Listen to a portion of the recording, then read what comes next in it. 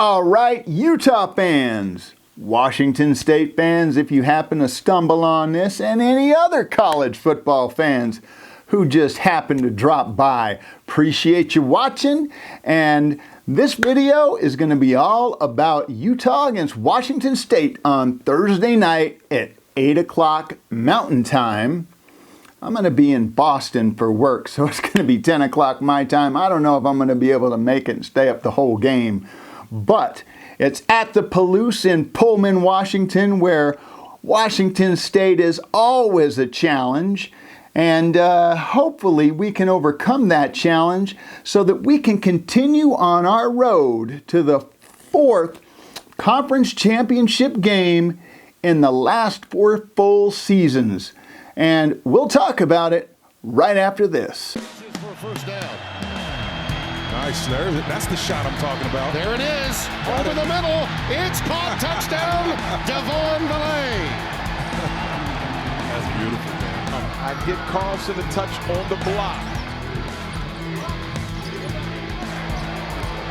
Carlson from deep, and we're tied. A win. This is a victory lap of sorts for the Super Senior. Ginormous double A.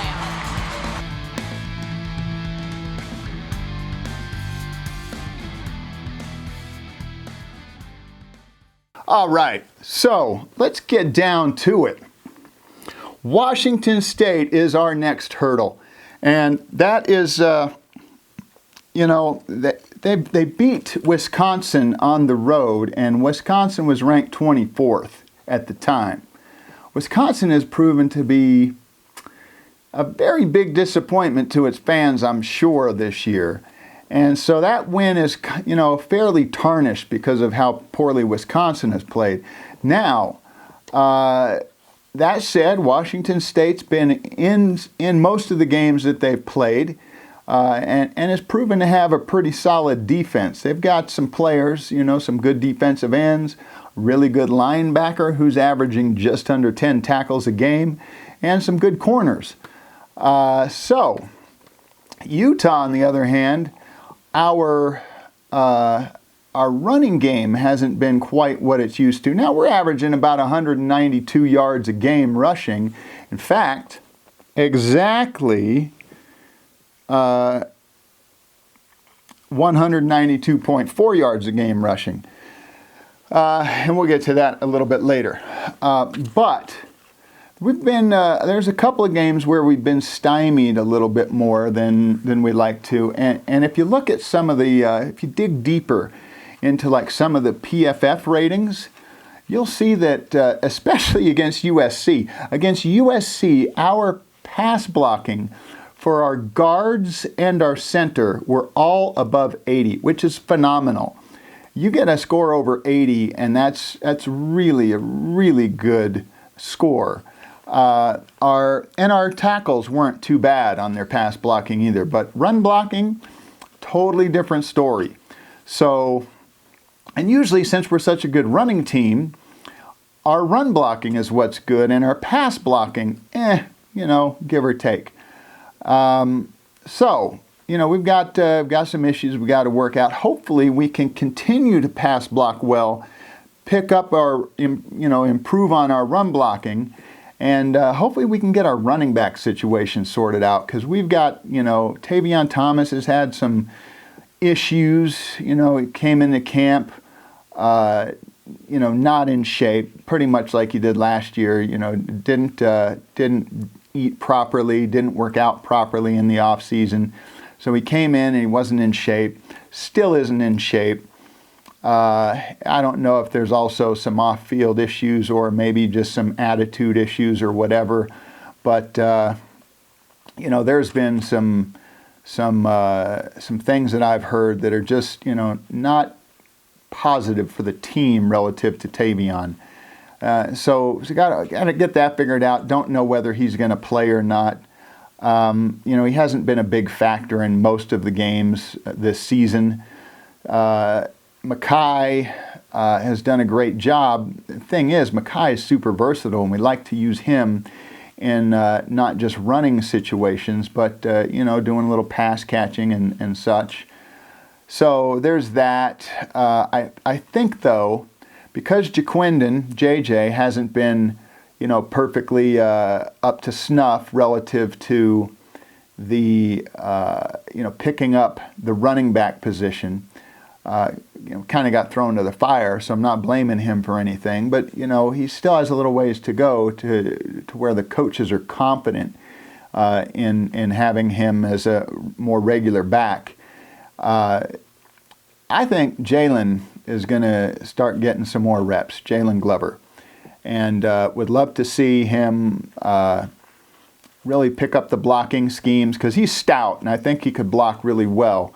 It's just a matter of knowing where he should be, who he's supposed to be blocking, and then manning up and doing that. That's one thing that Tavion has done quite well. I just rewatched the SC game, and I saw him pick up a couple of guys, one on a kind of a blitz pickup, and he just stayed right with him, and that guy did not get anywhere close to Cam. And then another one down the field, and I think he was blocking for Dalton Kincaid on the left-hand side after one of his 16 catches that he had last game. So, speaking of USC, you may recall when I did my USC preview video that I talked about how statistically close and similar we are to them. And then it really bore itself out in the game, where we were just so close in so many ways. But that is not the case by a long shot with Washington State, with the other Cougars, or should I say BYU's the other Cougars. That's for another video. And maybe we'll do that in the off season. What's up with the Cougars anyway? 4-4 just got their fannies kicked by Liberty. Yes, Liberty. Awesome job. Congrats to Liberty, scoring 38 unanswered points to the Cougs. I've heard that there is some major disappointment with the way their defense is playing. And, maybe there's going to be a change at the defensive coordinator position. I don't know. Just things I've heard. But interesting to follow. If you're a Cougar fan, I don't really care one way or another. So let's talk about Utah football and the complete differences that Utah is on offense versus the Cougs. Here we go. And I mean Washington State, not that other Cougar. So here we go. Points per game. Let's start off with the most important stat, points per game, because it doesn't matter how you get the points. If you end up with a bigger score than the other team, that's all that matters. You win. Bam. Case closed. Okay. Points per game. Utah 40.4. WSU 24.6. That's a 15.8.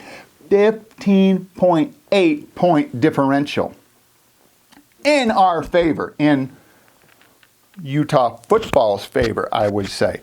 So, now, the touchdowns. Now, we're going to have a lot more touchdowns if we're averaging so many more points per game. That's just simple math. You don't have to be a rocket scientist to know that.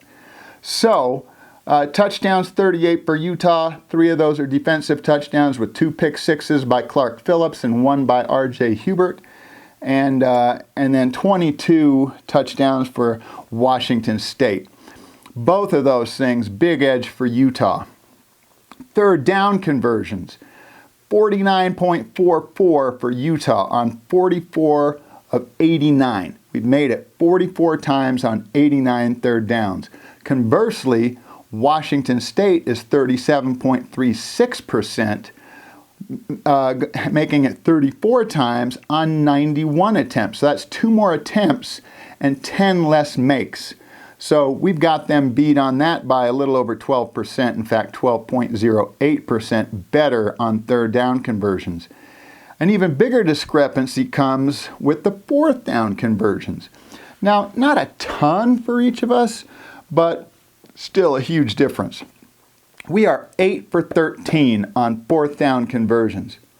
might I add, including the game-winning touchdown by Cam Rising when he was 4th and 1 from the 1 to get into the end zone, and he did it. So that added to this stat. That's one awesome 4th down conversion.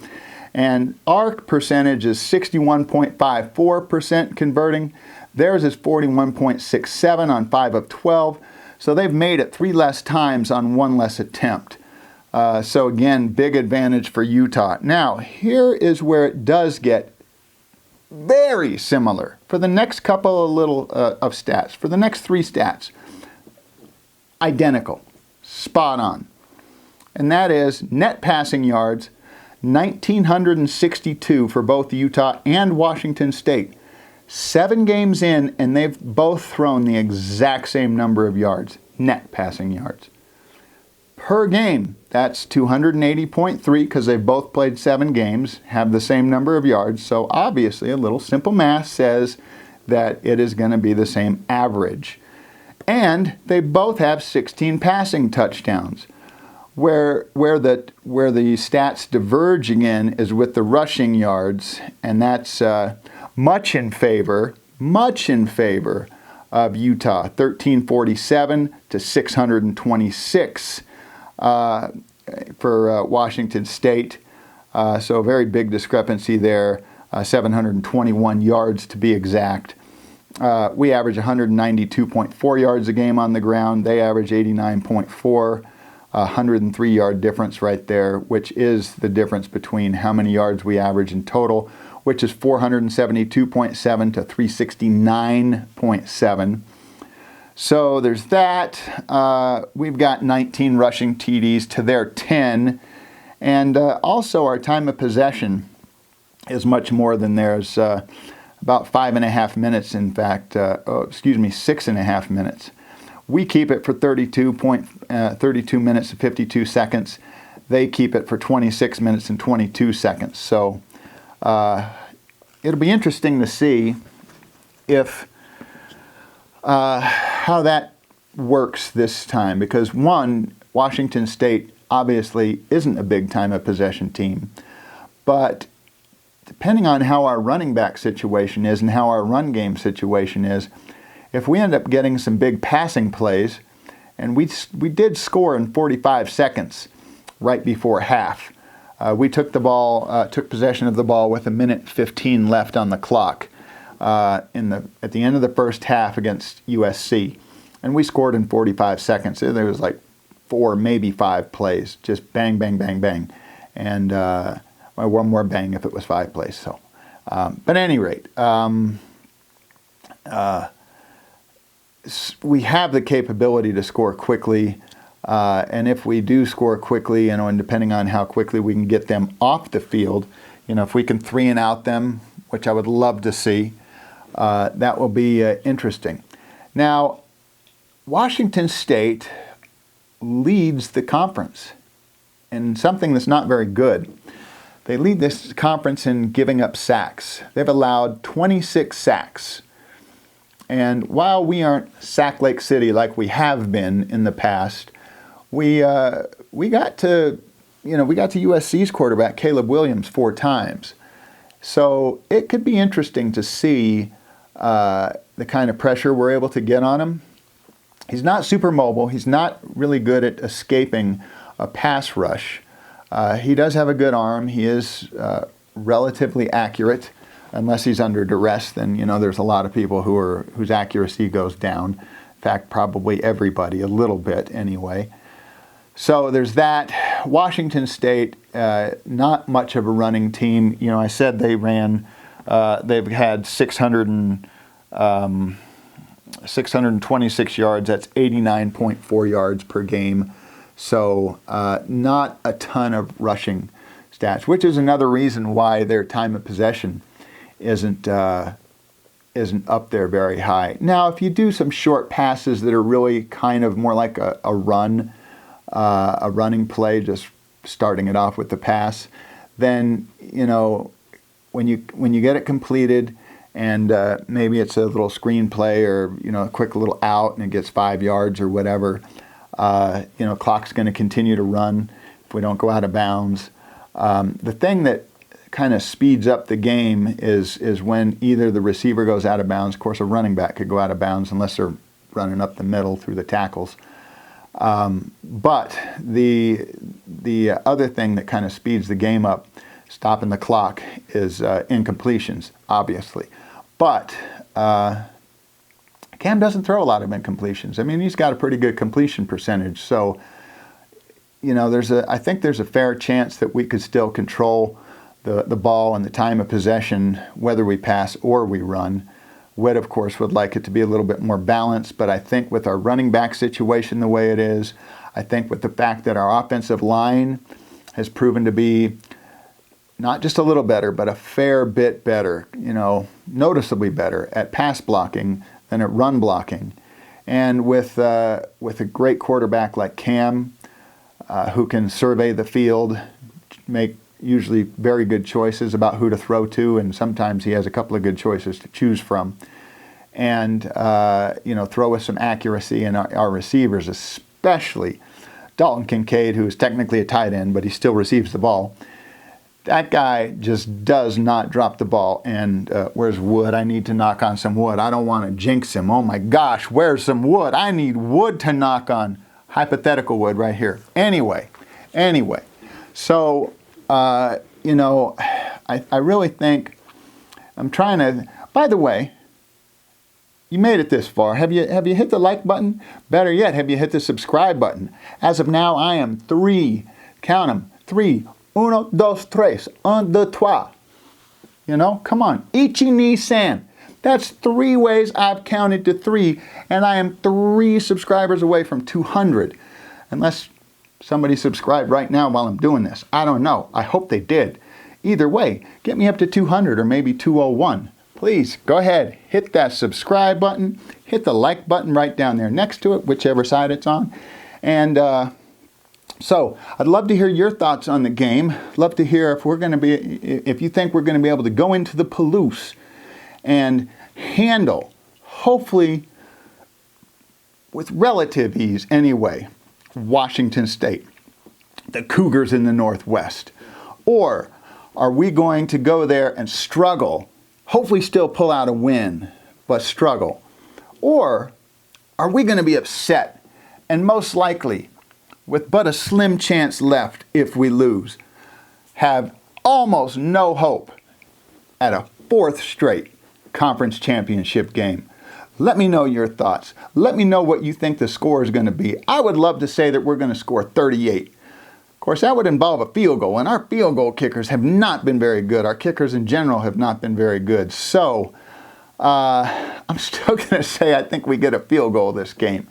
Depending on how Witt feels, if he's got any confidence in trying them or just thinks it's a better percentage, better odds to, go with going for the 4th down, no matter how long it is or how far away from the end zone we are or whatever.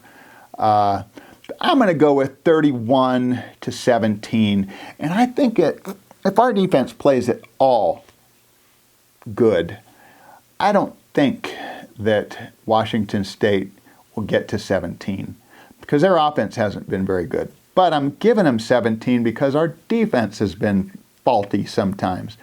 Now, we played really well against Arizona State, and Arizona State's done well against some other, pretty well against some other teams, including offensively, they did a fair bit better against USC than they did against us. So there's that. So if we're like the Arizona State defense that we had, I think we'll hold them to 10 or less. And so I'm going to go with 31-17, but no, you know what? We've had a little extra time to prepare, had a little time to rest up some guys, so hopefully they're, the bumps and bruises and dings are feeling a little better. I'm going to go with some confidence that Utah is going to win this game. 31, that's 4 touchdowns and a field goal. I know, the field goal might be the big surprise of all of this. 31-10, up at the Palouse, where it's a difficult place to play, but I think we are going to come to play knowing that we need this win in order to preserve our chance and a good chance to get to that 4th conference championship game in the last 4 full seasons. Now, that said, if we can hold them to 10 or less, I'd be super happy. And I'd be super happy with anything over 30. Rather score 38, 31. I'll take anything in the 30s. And if we happen to get to 40, we are averaging 40.4 points a game. That would be awesome. What do you think? I did not look. I forgot to look at who won the score challenge for last week's game. So next week in one of my videos, I will announce the winner. And then, of course, make arrangements for the prize. But for this week's game, who do you think is going to win, and what do you think the score is going to be? And leave that right down below. And as long as your score is there before the game starts, then you're entered. And good luck. Let me know your thoughts on our running back situation, if we're going to be doing a lot more passing, if our run blocking on the O-line is going to be a little better. How are we going to do on defense? Are we going to hold them to under 300 yards? Or are we going to give up 400 plus yards? How much are we going to give up, rushing versus passing? Are they going to have their best rushing game against us? Are they going to have their best passing game against us? Let me know all of your thoughts. And we'll see you next time on the Utah Sports Report. For now, go Utes!